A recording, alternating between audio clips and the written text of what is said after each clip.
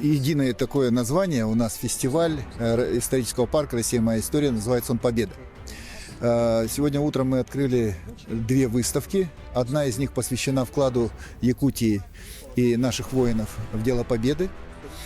Там представлена информация об участии наших якутян, воинов-якутян в основных сражениях Великой Отечественной войны до самого победного, до битвы за Берлин.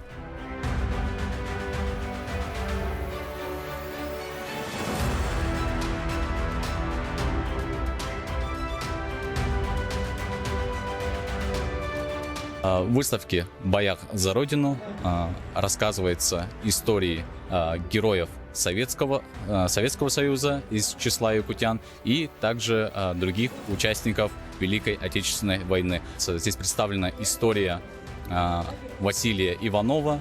Это довольно-таки знаменательная история. Это человек, который когда во время войны был в охране во время Потсдамской конференции. На самом деле это очень уникальная история, которая наглядно нам показывает, что даже история простого человека может быть такой знаменательной и интересной.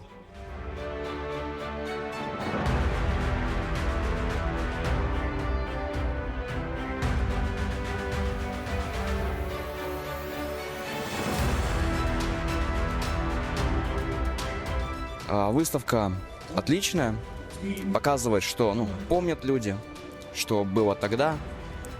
Там останки деталей, погоны, одежда, как тогда все воевали. Показано, все хорошо рассказано. А больше всего, как рассказывается про блокаду, то есть вся информация, базовая информация, которая должна быть, она здесь рассказывается. Рекомендую сюда приходить подрастающему новому поколению.